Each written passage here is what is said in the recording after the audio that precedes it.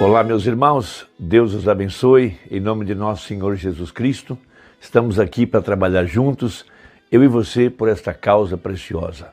Cada um de nós tem uma parte fundamental nessa obra do Evangelho. Todos nós que fazemos parte do corpo de nosso Senhor Jesus Cristo, de acordo com Efésios, capítulo 4, cada parte, cada junta, cada um de nós tem uma parte fundamental para terminar a obra do Evangelho. Nós sabemos que, de acordo com Apocalipse, capítulo 22, a voz final, a voz que terminaria a obra do Evangelho, seria a voz de sua esposa, a voz da igreja verdadeira, porque disse o Senhor Jesus Cristo de que uma parte dessa obra seria feita no Calvário, em sua primeira vinda, e a outra parte seria feita aqui no tempo do fim, no dia da redenção.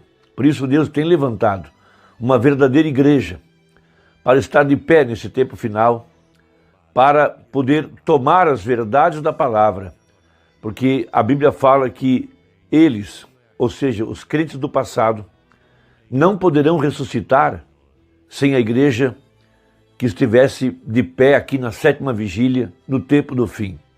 Veja, por isso que João chorou em Apocalipse 5. Essa é uma grande escritura para nos ajudar a entender a hora em que nós estamos vivendo.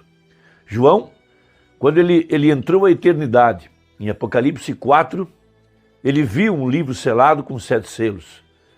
E ele sabia que os mistérios que dariam entrada à eternidade estavam nesse livro, e que esses mistérios precisariam ser revelados para que os mortos que morreram em Cristo no passado ressuscitassem e para que a igreja viva pudesse ser transformada em ordem para ir no arrebatamento.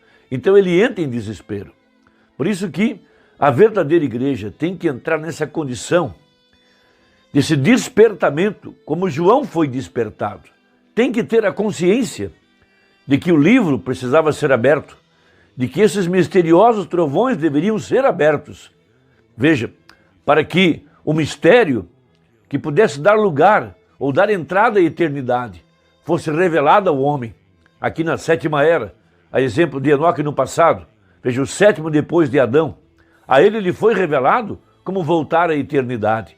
Por isso a Bíblia fala que Enoque andou com Deus, veja, e não se achou mais, ou seja, ele foi arrebatado. Ele trocou de dimensão, ele foi para a eternidade. Então vamos ler a Bíblia em Apocalipse, capítulo 5, para a nossa meditação. Veja, e vi na destra do que estava sentado sobre o trono um livro escrito por dentro e por fora, selado com 7 selos. Disse o profeta que esse livro é a Bíblia que nós temos em nossas mãos. Esse livro, em outras palavras, é um título de propriedade. Veja, ele contém mistérios, ele contém autoridade, ele contém poder, ele fala de uma herança, por isso é chamado de Novo Testamento. Então, se é um Novo Testamento, então é porque há herdeiros, há pessoas que têm seu nome nesse livro, inscritos nesse livro, desde antes da fundação do mundo, para os quais foi deixada uma herança. E essa herança, veja, para que pudesse chegar ao herdeiro, veja, esses 7 trovões, esses 7 misteriosos selos que dão entrada à eternidade, deveriam ser revelados no tempo do fim. Por isso João entrou em desespero. Ele se desesperou por essa grande verdade, porque ele sabia que para voltar à eternidade dependia de que esse título fosse recuperado pela semente eleita, veja, pelos filhos de Abraão, e de posse desse título pudesse voltar àquela civilização de fé que Adão tinha antes da queda. Ele vivia numa condição de eternidade, ele tinha controle, ele podia captar os mistérios da palavra e ele tinha acesso ao pilar de fogo todo entardecer, numa comunhão perfeita. Veja, essa grande luz que a mensagem do profeta trouxe para nós aqui no tempo do fim. Então veja, e vi um anjo forte bradando com grande voz: quem é digno de abrir o livro e desatar os seus selos? E ninguém no céu, nem na terra, nem debaixo da terra, podia abrir o livro, nem olhar para ele. E eu chorava muito, porque ninguém fora achado digno de abrir o livro, nem de o ler, nem de olhar para ele. Então João viu que era um livro de redenção. Ele precisava de alguém que pudesse abrir esses mistérios, desses 7 selos que envolvem o livro. E o livro é a palavra, o livro é a árvore da vida. Veja, o livro é Deus. Esses mistérios que envolvem a divindade, que envolvem o acesso à vida eterna, que envolvem a plena redenção. Por isso, alcançar a compreensão de que o título deveria ser aberto para retornar à eternidade é algo maravilhoso, é algo grande. Por isso João entendeu, quando ele ouviu a voz do anjo: tome o livro, coma-o e reprofetize. Então veja, ele entendeu que precisava de um parente redentor, já que foi Adão que perdeu esse título, então deveria aparecer um parente, um herdeiro, alguém que pudesse preencher os requisitos, porque a lei exigia, primeiro, um redentor, veja, um parente, por isso que Deus tornou-se carne. Depois, deveria pagar o preço, e o preço requerido era o sangue, veja, e depois deveria ter amor, porque isso tudo é uma história de amor entre Deus e o seu povo. Então, nós podemos entender por que foi que a espada cai na mão do profeta no Quênio Sabino. Veja, quando aquela espada cai na mão dele, ele ouviu aquela voz, que essa era a espada do rei, e a espada é a palavra. Então a voz diz que essa é a terceira etapa. Veja, Deus estava conectando o seu servo com os mistérios que envolviam o livro da redenção. Um homem que tinha 7 letras em seu nome, e que o final de seu nome era H-A-M. Veja, a mesma coisa que Deus fez com Abraham, quando aquele anjo apareceu para ele e mudou o seu nome. Veja, ele botou um H-A-M em seu nome. 7 letras, porque aqui na 7ª era, no tempo do 7º selo, era quando esses 7 mistérios seriam revelados.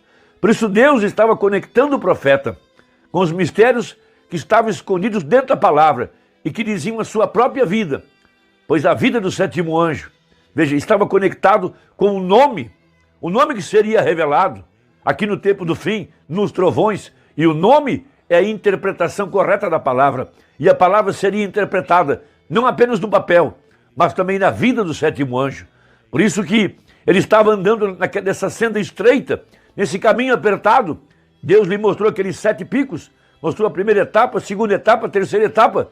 Ele pôde ver que seu nome estava conectado com a verdade da palavra, conectado com o plano da redenção, conectado com a própria vida de Deus, porque diz a Bíblia, nos dias da vida do Filho do Homem. Veja, o Filho do Homem, um parente, agora para tomar o livro da redenção e trazer esse título, a semente real, aqui sobre a terra.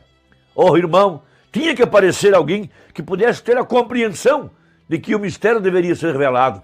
Por isso em Apocalipse 10, veja, esses trovões, essas vozes soam, veja, nem estão escritas na palavra, porque carecem de revelação.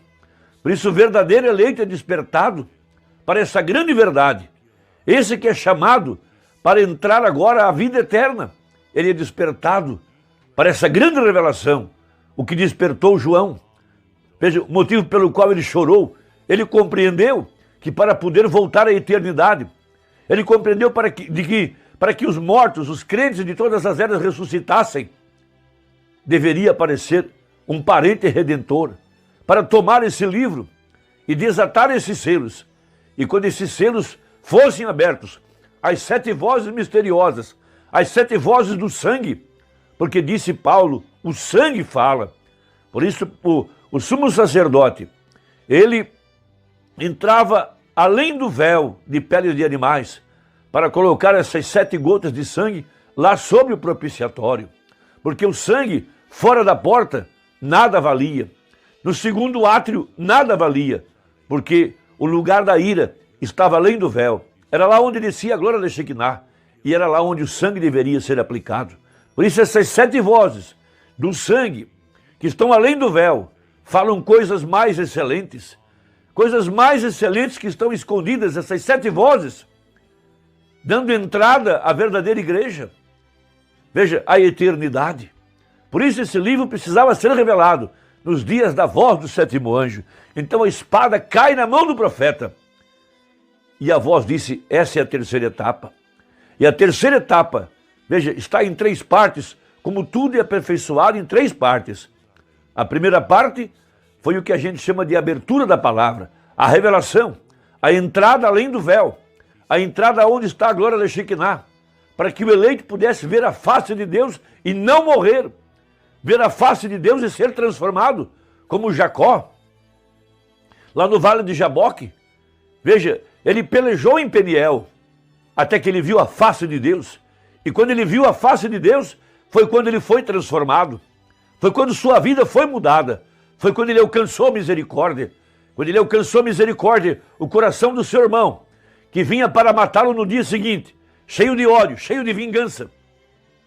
Veja, a ira foi abrandada, porque ele entrou na presença da glória de Deus e viu o rosto de Deus.